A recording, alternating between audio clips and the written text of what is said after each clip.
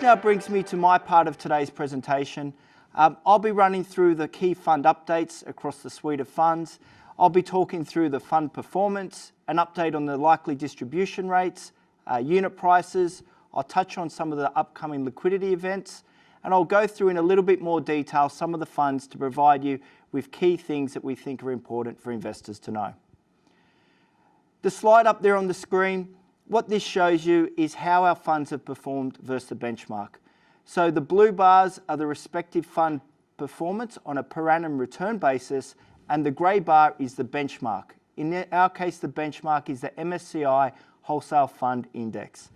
It should also be noted that these return percentages are what's been achieved on average each year. So it's not cumulative, it's a per annum basis. So we're very pleased to be able to highlight what we've been able to do for our investor customers over a long period of time. The next slide shows the performance of the Folkestone funds that came across when Charter Hall acquired that business about 18 months ago. What I would say, you just need to keep in mind that a number of the assets in these funds have either just recently completed construction or are still being completed. There are also a few assets which are in sectors which are, for obvious reasons in the pandemic, have some challenges around the hotel side of things. Importantly, we've still got the quality Folkestone team who came across with Charter Hall, people like Adrian Harrington, Ben Dodwell, Lula Leosi, who are still managing these, and they'll continue to provide update to investors on these funds as important information becomes available. So one of the things I get asked the most here is, well, Stephen, you always say the income's a very key and important part of unlisted property funds. What's the outlook for the next 12 months? Well, up there on the screen is the forecast distributions in cents per unit for the 12 months starting 1 July 2020 going forward. I would highlight that the way we do our budgeting process at Charter Hall is we get the property managers and asset managers to do a bottom-up process where they look at the expenses, the rental returns, any vacancy, any let-up, and then that flows through to the analysts, the assistant fund managers and the fund managers, who then also combine it with people from Phil's team on the Treasury side to work up an outlook which is ultimately approved by the direct board who manage all these kind of items. Pleasingly, what I would say is the distribution guidance for the majority of funds is slightly up or maintaining the level. What we didn't want to do is aggressively increase distributions in a time like now when there is a large amount of economic volatility. I will also touch on later in today's presentation on the automotive trusts, because we did temporarily reduce those distributions in the middle of the pandemic. The unit prices, as you'd expect when you saw that first chart of how the funds have performed, the majority of them are well above the dollar per unit. And as we've always said, the key benefit is the consistent and growing income stream, but because of the fixed rental increases over a long period of time, unlisted property has shown that it can also provide capital growth to the benefit of investors. It's worthwhile noting that there are a lot of numbers on these slides, and please, if you do miss them, don't worry, all this information is actually spelt out in detail in the June quarterly report, which is available on our website at any time you wish to download it. In terms of the liquidity, it's worthwhile touching on that. I often get asked, and the team get asked, well, are these unlisted funds, what should I think of in terms of the liquidity? And what we always tell people is they need to be aware that these are illiquid investments. For the fixed life funds, so the funds that are closed for new investment, they typically have a 6 to 7 year investment time frame, at which point we'll either sell the assets and return the capital to investors, or if we believe it's in investors' best interest to continue that fund, we'll come back to investors to give them a choice on what they wish to do. That's slightly different to the open-ended funds who have rolling 5-year liquidity events. At these liquidity events, there's no votes. All we do is we simply write to investors and ask them what they wish to do, and we put in a plan to deliver that liquidity in full to all investors at those major dates.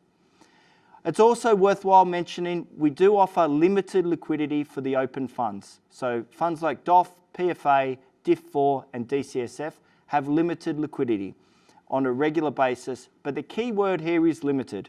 We don't want people investing into these funds if they think they're going to need to access their capital in 12 months, 1 year, 2 years, 3 years, because unlisted property is an illiquid investment and you should invest for the medium to longer term. These limited liquidity offers are really only there to provide some liquidity to those investors who may need it for extenuating circumstances. Up there on the screen now, you can see a little bit more information on a number of our fixed life funds. So the characteristics of these fixed life funds are we raise the capital, we buy the assets, we close them, we then manage the assets to maximise the value for investors, and then we hit a major liquidity event where we'll either sell the assets or come back to investors and ask them what they want to do. The first two funds there, DIF 2 and DIF 3, in our industrial fund series, both have occupancy levels of 100% and both have WALEs. So remember, WALE is weighted average lease expiry of over 12 years. If you think about DIF 2's been running now for 7 years and DIF 3 6 years, it's quite an achievement to have the weighted average lease expiry so long. It's not an accident that this happened, and I can assure you the industrial and asset management and the direct team have worked extremely hard to actively engage with our tenant customers to not only deliver what they want and what they need to in order to stay at our premises, but we've extracted longer term leases which provide greater income certainty to our investor base. In terms of the BW Trust, that comprises of 4 Bunnings facilities. And what I would say about Bunnings is they continue to be well sought after and in hot demand from all sorts of investors. So whether it's a high net wealth investor, syndicators or institutional managers like Charter Hall, and in fact, we're the second largest owner of Bunnings in the country, these type of properties have many attributes that are attractive to people to buy. And what are these attributes? Well, firstly, the covenant strength in Bunnings is fantastic. They operate in a near monopoly industry. The other thing to note is Bunnings will sign long-term leases, 10, 12, 15 years. And finally, Bunnings tend to do a lot of great work up front in looking at the catchment and the demographics, and you'll find Bunnings are located in fantastic areas, which is always what you want for any type of real estate. The next two funds are the Direct Automotive Trust number 1 and number 2. You can see here we weren't too creative on the naming side of things. As I said earlier, these two funds are leased to AP Eagers, a listed ASX company. In fact, they're the largest automotive owner in the country. What we did see though with the initial shutdown throughout Australia is that effectively their customers stayed away. We worked with them extremely closely, and what we came up with was a solution to help them on their cash flow problems and also protect the best interests of investors in those funds. So what did we do? Well, what we did was we deferred a portion of the income. So deferred being the key word, not waived, meaning that we helped them with their cash flow problems, and now from 1st of October, the tenant will continue to pay back those deferred payments. So what you'll see, we reduced the distributions temporarily in that fund, but from 1st of October, we're looking to increase those distribution rates back up for those two automotive trusts. Importantly, AP Eagers have continued to go through the cycle, and based on their market capitalisation, remember they're an ASX listed company, they're valued at $1.9 billion of market capitalisation. This now brings me to our newest fund, the Wholesale Property Series number 1, or WPS1. We love our acronyms in property, and it does make things a bit simpler and shorter.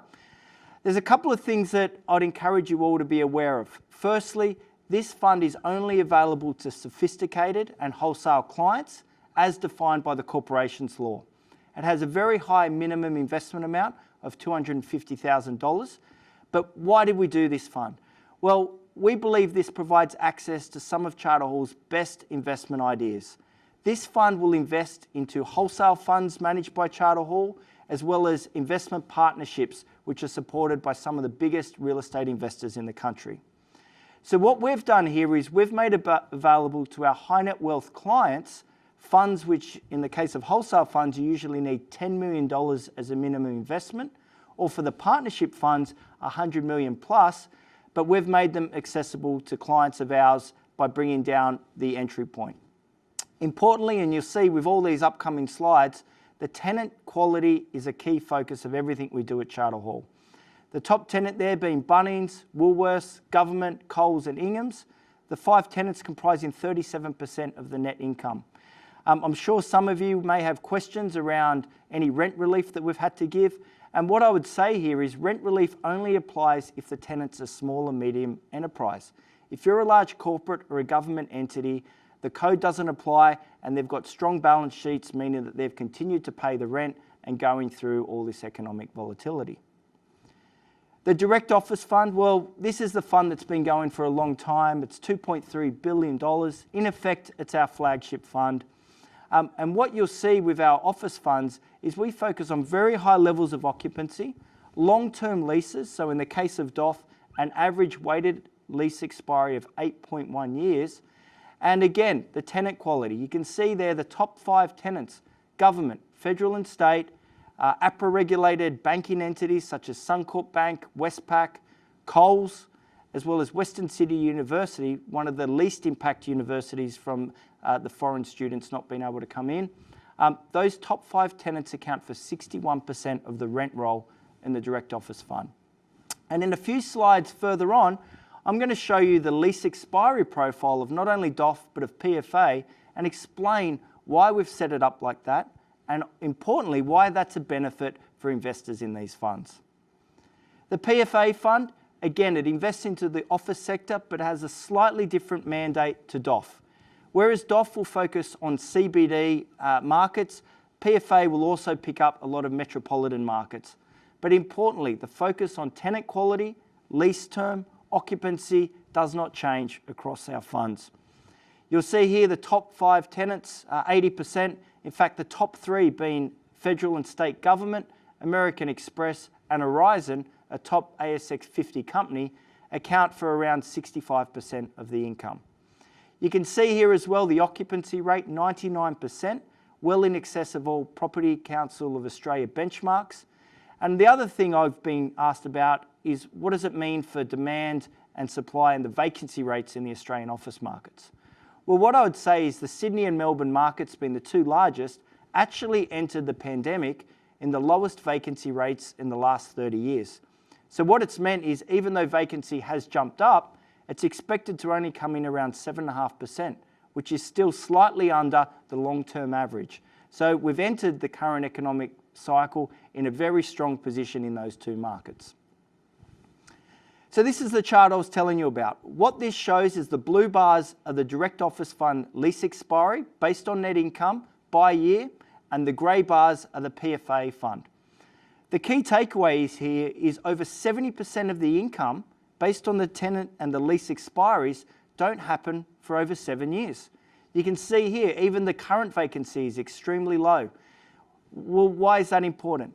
Well, it means that the current volatility and the economic uncertainty, which is impacting not just property, but all asset classes at the moment, we don't need to engage with our tenant customers if we don't want to. The vast majority of expiry is in the future. So we can roll through and we only need to do minimal leasing as each of these expiry periods happen. And it means the income security of both of these office funds is very secure for the long period of time. This is a key advantage of the Charter Hall Group philosophy of focusing on long-term leases. It means in things that happen that you weren't expecting, you don't need to react, you control your own destiny and you engage and you sell assets whenever you want. The next fund I'll talk about is the Direct Industrial Fund number 4. It's a little under 900 million of gross asset value, and I can tell you in the next 6 to 12 months, this will be well over $1 billion. How do I say that? Well, what I would say is Charter Hall has the best deal pipeline in the property market, in my view. We have a large transaction team who focuses on unearthing and providing opportunity to our investors by scouring the market. We have deep relationships with all our tenant customers, meaning we're leading in the sale and leaseback market. And you can see here the same thematic, long-term leases over 11 years. So for industrial assets, you do tend to get longer-term leases, but again, the tenant covenant strength is absolutely critical. The top 3 tenants, Ingham's, are basically in a duopoly of chicken providers in the country. Visy, the very big brand in the packaging and recycling materials, and Main Freight, a $4 billion market cap listed on the New Zealand Stock Exchange, who are basically a distribution and logistics company. Many of you will have seen their trucks on the road. The next fund, the Consumer Staples Fund, I should also flag that we're looking to rebrand and reposition this fund. It doesn't mean we're moving away from the focus on resilient tenant customers, and as you can see here, Bunnings, Hands, Helios, for those who don't know, is a healthcare provider, Priceline. But what we are going to do is we're going to rebrand this as a long WALE fund, just to better describe the type of assets, but it will continue to be focused on resilient sectors. We are looking at 2 confidential acquisitions, which, if successful, they're in due diligence, so I can't actually walk you through them on today's session, but they will take that weighted average lease expiry from the 6.8 years out to around that 8.5, 8.6 years if they're successful. Importantly, this fund pays distributions more regularly, and it will increase the distributions again from 1 October. This fund did have a number of assets which were located in CBD markets where the tenant actually had to shut down due to the CBDs effectively being evacuated. I would say this obviously isn't ideal, but I don't think you can say Charter Hall would be the only group that didn't forecast a global pandemic which would bring our CBD markets to a standstill. The next fund, the Maxim Fund, is a little bit different to the funds I've been talking about today. Everything up to now is unlisted property. Maxim actually invests into a portfolio of listed real estate stocks that trade on the ASX. So this fund actually does have liquidity in it. Has a relatively simple objective, which is to beat on rolling 3-year periods the benchmark by 1.5%. Something I'm very pleased to say the fund has continued to do. If you are looking for real estate exposure, but the illiquid nature of unlisted funds doesn't appeal, this may be something where you can get that exposure but still maintain your liquidity. In fact, without giving away anything confidential, I can say we've got a number of wholesale clients who really believe that the A-REIT sector offers fantastic value at the moment. And that's because you can pick up quality stocks that are trading below their NTA, NTA being net tangible asset backing. And finally, I'm just going to wrap up here with 2 examples of recent transactions that occurred during the quarter, and importantly, how we unearthed these and how we secured them for the benefit of our investors. The first asset is the Direct Industrial Fund number 4 Altona asset. It benefits from a new build, so this property will be completed in Q1 next year. Importantly, DIF4 does not take on any development risk. There is no exposure. It's the previous owner taking on that risk. And at the end, we'll have a 10-year lease to DHL, a global brand owned by Deutsche Post.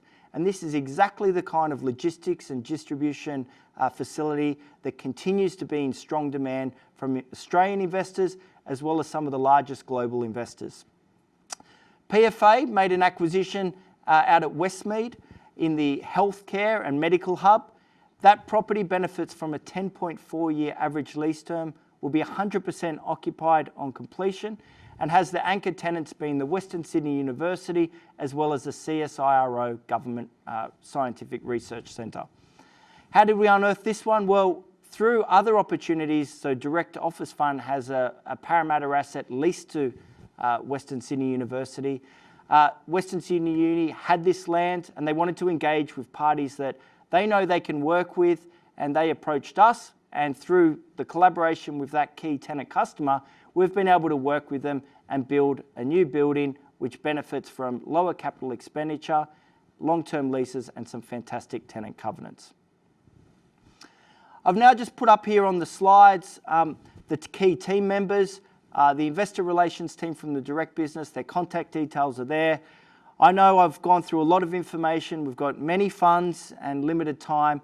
So if there is something I haven't covered off or you'd like to speak to someone on to get more information, please do reach out. We've also put up there the boardroom, so our registry provider who can provide you with your statements as well and any holding information you need, as well as our general contact hotline. And I do want to stress, if anything we've talked about is of interest, particularly the open funds, always do read the offer document, so the product disclosure statement or the information memorandum. And wherever possible, please do consult your financial advisor.